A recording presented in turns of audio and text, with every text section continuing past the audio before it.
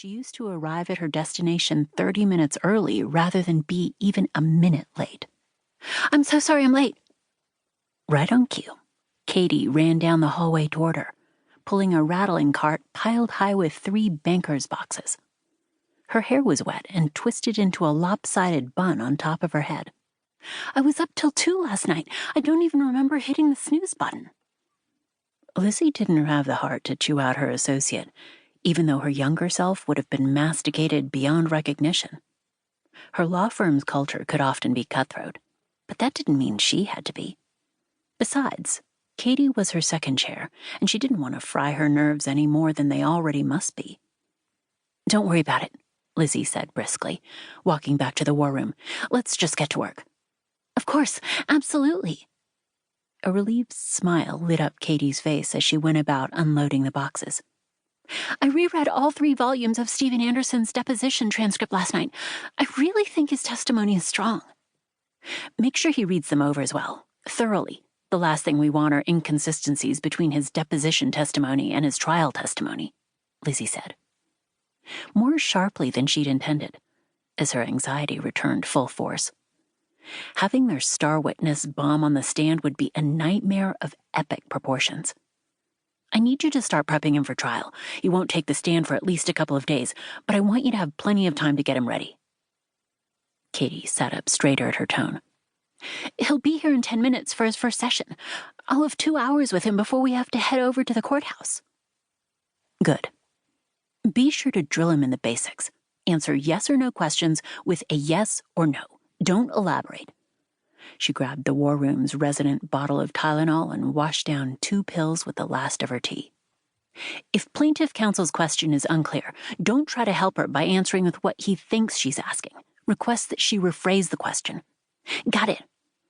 Her associate scribbled down everything Lizzy rattled off, even though she probably knew all that stuff already. "Thanks, Katie." She stood and reached for her empty mug. "How are you getting to the court?" "I'm driving over with one of the paralegals. They're bringing the extra set of trial exhibits Judge Reiner requested." "Sounds good. I'll see you there." She was almost at the door when Katie asked, "Are you ready for the opening statement?" "Is this the part where I say I was born ready?" Lizzy grinned with more confidence than she felt, gripping the mug between her cold hands. She was as prepared as she would ever be, but that didn't mean she was ready. The ominous thump of her heart accentuated her uncertainty as a parade of what-ifs spun dizzyingly through her mind. Katie laughed. "You're going to be amazing." "Thank you." She had to be if she wanted to win this trial and increase her chances of making partner. Her headache tightened like a vice around her head.